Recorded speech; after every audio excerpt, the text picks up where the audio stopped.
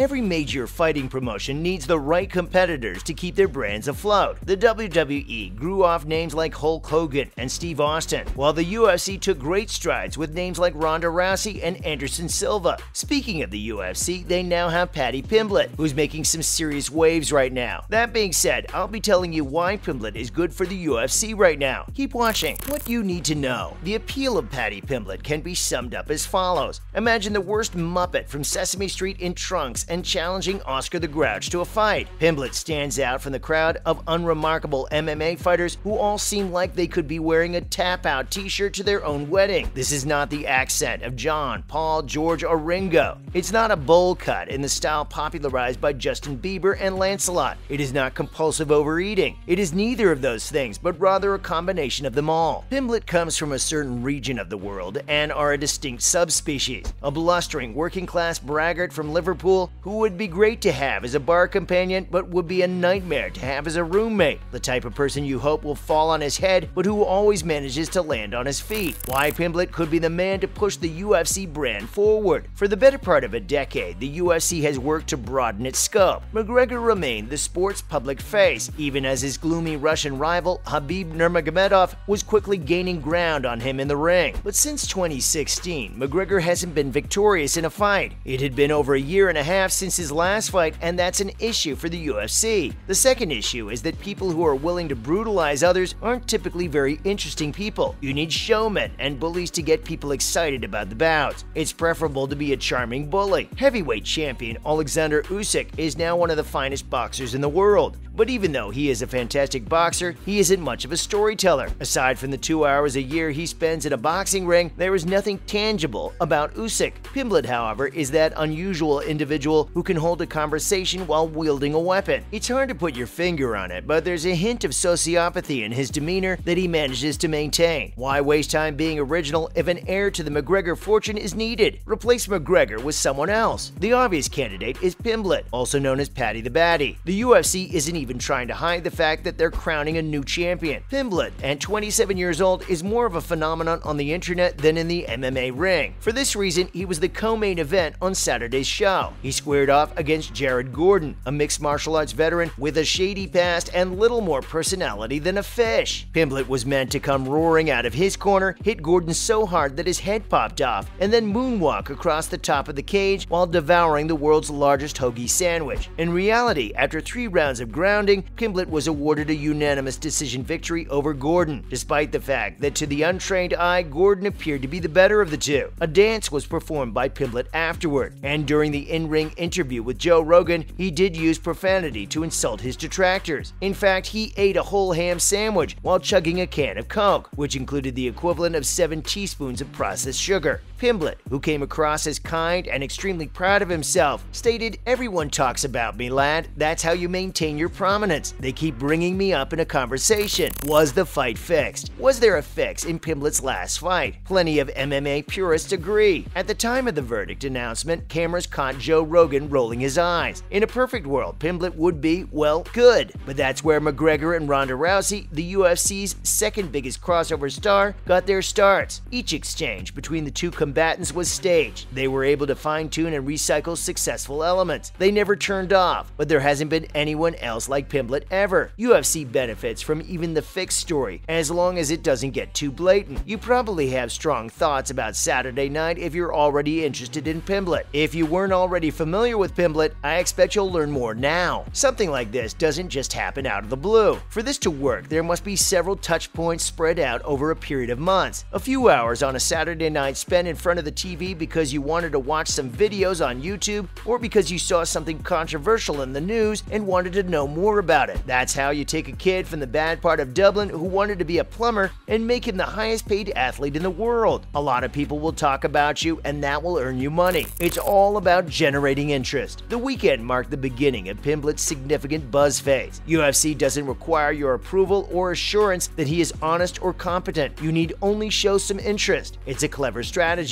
The catch, though, is that Pimblett still has to compete with other people who want to be rich and renowned as well. It would be extremely embarrassing if he turned out to be a fraud instead of a genuine winner. Without a significant stretch of success beforehand, UFC will experience a downturn worse than the post-McGregor trough. However, that's all the more more reason to tune in. The current objective is to deplete the available resources. This means Pimblett needs to keep winning big fights. Why Pimblett doesn't think he will be UFC champion for another 4 years. Although UFC lightweight Pimblett won gold in Cage Warriors, he feels that he needs a lot more time before moving up to the top tier of the sport's premier competition. Paddy Pimblett said it will take him another 4 years to be ready to win the UFC lightweight championship, but he insists he is not in a hurry. Pimblett already holds the world championship from Cage Warriors, a feeder organization where Conor McGregor won his initial titles before moving on to the UFC. Having repeatedly declined their offers in his early career as he first gained traction, he is now a huge prospect in MMA's premier promotion. Pimblett is eager to carry on now rather than hurrying his career and climbing the ranks at an unsustainable speed in search of the world championship. He has received criticism at times for the caliber of his opponents, 2 of whom the UFC cut after he defeated them. Pimblett stated on a recent Pub Talk broadcast, "I'm in no hurry. People want me to start fighting opponents like Dustin Poirier and Michael Chandler right away. Do you not understand how this game is played? Before you face off against the top 5, you must advance in the rankings. I'm not in a rush. I'll be a champ in around 2025 or 26. I'll work my way up the ladder and make a ton of money in the process. People say, oh, you should be fighting the best since it's prize fighting. I intend to earn enough money to support my fiancée, my unborn children, and the rest of my family for the rest of my life." Since joining the UFC, Pimblett has won his previous 5 fights, and he is presently on a 3-fight winning streak. The combined UFC records of his opponents in the promotion were 5-8, but Gordon, who is 7-4 in the company and has fought people like Charles Oliveira, presented a far tougher test. According to Pimblett, Gordon is a tough fighter. He's gone through many hardships outside the cage. He was declared dead for 2 minutes before being brought back to life. He has experienced many issues with his own mental health, despair, and addiction. So I believe that by doing this, we will bring a lot of awareness about the need for males to speak up. Paddy Pimblett admits he didn't think up the nickname Batty. Pimblett, a former Cage Warriors champion, is one of the UFC's most well-liked prospects and is known as Paddy the Batty around the world. Paul Rimmer, Paddy Pimblett's trainer, came up with the famed moniker Batty as he was getting ready for an amateur fight as a teenager. The fighter from Liverpool went on to win the Cage Warriors championship before making a splash in the UFC, joining the organization last year and winning 3 fights in his first 12 months. He is well known for both his antics outside the octagon and his victories within it. Many fans may not be aware, though, that Pimblett's trainer gave him the moniker Paddy the Batty when he was 16 years old, not the other way around. When asked for nicknames with a colleague in the locker room before a match in his amateur days, the Scouse fighter's coach came up with a ring moniker. On a recent episode of Pub Talk, Pimblett said, "Paddy the Batty was something that just happened. It wasn't something we thought of. I was only 16 years old and it was my 3rd amateur fight. We were sitting in the back when the announcers came out and asked, 'What's your nickname?' I replied, 'I don't have one.' And as he left, my coach just added, 'Paddy the Batty. That's what it is.'" Joel McCarthy, a teammate of Pimblett's who never made it to the professional levels, was in the locker room. On the night he debuted the well-known Batty title, his friend decided against coming up with a nickname and instead used only his ordinary initial and last name. The same night I was given the Paddy the Batty nickname, Joel had his first and only ever MMA fight on the same card, Pimblett said in another account of the incident on his Instagram page. So guys, do you think Paddy Pimblett is the right man to carry the UFC brand for the next few years at least? Tell us in the comments section. And if you enjoyed watching this video, then we'd appreciate a like and share. One more thing, don't forget to subscribe to our channel and tap the notification bell to keep getting more interesting content like this. See you next time.